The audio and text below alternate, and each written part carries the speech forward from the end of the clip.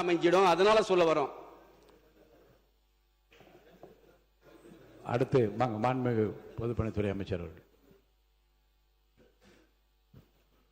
மாண்புமிகு பேரவைத் தலைவர் அவர்களே, எதிர்க்கட்சித் தலைவர் மாண்புமிகு எதிர்க்கட்சித் தலைவர் அவருடைய உரையில் ஒரு தவறான தகவலை கொடுத்தார். பிரதம மந்திரிக்கு ஒரு முறை மட்டும்தான் கடிதத்தை மாண்புமிகு முதலமைச்சர் எழுதினார் சொன்னாரு. நான் முடிச்சிடுறேன். முதல்ல பேசும் பொழுது அவர் முதல்ல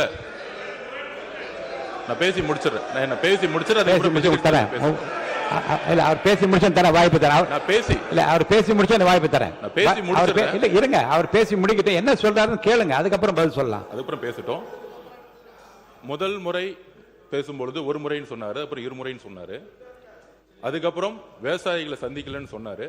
ஒரு தகவல், இன்றைக்கு மதியம் டெல்டா உடைய அனைத்து விவசாய சங்கத்திலே நீர்வளத்துறை அமைச்சராக இருக்கட்டும், பொதுப்பணித்துறை அமைச்சராகட்டும், மூத்த அமைச்சர்களை முதலில் சந்திக்க சொல்லி இன்று மதியம் 3:30 மணி அளவில் சந்திக்க ஒரு நிமிஷம் ஒரு தகவலை கொடுக்கிறோம். ஒரு நிமிஷம். சந்திக்கிறதுக்கு போன வாரமே அதுக்கான இன்ஸ்ட்ரக்ஷன் கொடுத்துட்டாரு. Number 1 point. எதிர்க்கட்சி தலைவரை பார்த்து ஒரே ஒரு கேள்வி கேட்கிறேன், அதுக்கான விளக்கத்தை இங்க பதிவு செய்யணும்.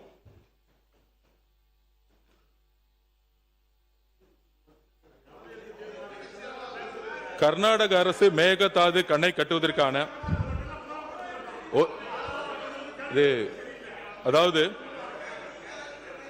என்ன கொஞ்சம் பேச விடுங்க. ஏன்னா எதிர்க்கட்சி தலைவர் கேட்டதுக்கு ஒரு பதில் மட்டும் நான் கேட்கணும். அவர்கிட்ட ஒரே ஒரு கேள்வி கேட்டுக்கிறேன்.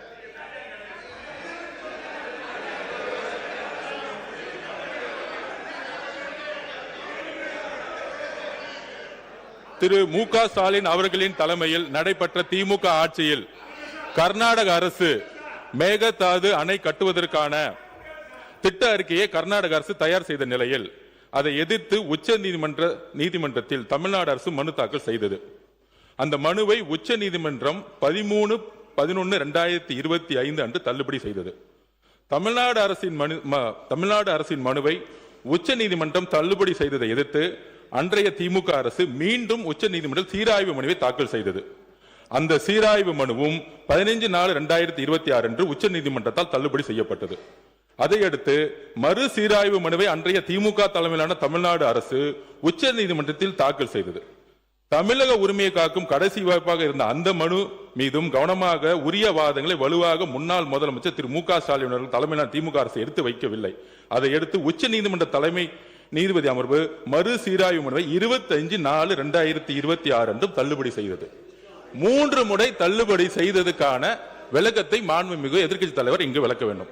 இந்த உச்சநீதிமன்றத்தில் இந்த டிபிஆர் கேஸ தள்ளுபடி ஏன் சந்திச்சுன்னு அவங்களுடைய திமுக ஆட்சியில தான் இந்த மேகதாது விஷயமா உச்சநீதிமன்றத்தில் 3 முறையும் தள்ளுபடி செஞ்சாங்க. அது எதனால தள்ளுபடி செஞ்சு எதிர்க்கட்சி தலைவர்கள் சொல்லட்டும். நாங்கள் புதிய அரசை எங்களுடைய மாண்புமிகு முதலமைச்சர் வந்திருக்கோம்.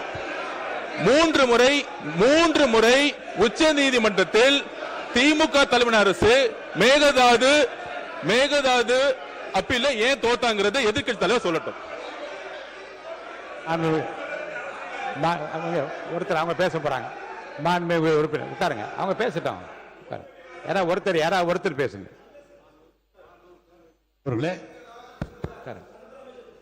உச்ச நீதிமன்றத்தில் முதலிலே தீர்ப்பு தள்ளுபடி ஆகிறது. மீண்டும் சீராய்வு மனு போடப்பட்டது, அதுவும் தள்ளுபடி ஆகிறது. மீண்டும் சீராய்வு மனு மறு சீராய்வு போட்ட போது உச்சநீதிமன்றத்தை சொல்லி தள்ளுபடி அல்ல, நீங்கள் கொஞ்சம் அவகாசம் எடுத்துக்கொண்டு வர வேண்டும் என்று சொன்னார்களே தவிர முழுமையாக சொல்லவில்லை. ஒன்று. ரெண்டாவது, மாண்பு அமைச்சர் பெருமக்கள் முதலமைச்சரை புகழ்ந்து பேசுவது என்பது இயல்பு, அவர் பேசட்டும், அதெல்லாம் ஒன்று, எந்த விதமான மாறுபாடான கருத்து அல்ல. அவர் 3 ஆண்டு காலம் யாரை கண்டு பயப்பட வேண்டும் என்று சொல்லி முதலமைச்சரை குளிர்ப்பது இல்லை. அதை இங்கேருந்து ஒருத்தர் மாற்றி பேசி நீங்கள் யாரை பாராட்டுன்னு நினைக்கிறீங்களோ அது சண்டை வளர்க்குறதா இருக்குது. நீங்கள் நல்லபடியாக அந்த மேகதாது பிரச்சனையில் நம்முடைய ஒற்றுமையை பற்றி பேசுகிற போது இதுபோல் கருத்து மாறுபாடு தேவையில்லை என்பது என்னுடைய கருத்து. எனவே கழக அரசு நமது தளபதி முன்னாள் முதலமைச்சர் அவர்கள் மேகதாதை பற்றி ஒரு நாள் கூட தாமதம் செய்யாமல் அடுத்த நடவடிக்கைகள் எடுத்திருக்கிறார் என்பதுதான் வரலாறு. மாண்புமிகு உறுப்பினர் சௌமியா அன்புமணி அவர்கள் வாங்க. நிறைய பேசிட்டீங்க, நிறைய பேசிட்டீங்க. நான் சொல்றேன் கேளுங்க. நீங்க கொடுத்து பாருங்க, நீங்க கொடுத்து பாருங்க, நீங்க கொடுத்து பெருமக்கள் பேசியிருக்காங்க, சட்டமன்றத்தில் பேசி பாருங்க. தயவுசெய்து அமருங்க. பார்க்க வேண்டிய பொறுப்பு சபாநாயகருக்கு இருக்கு.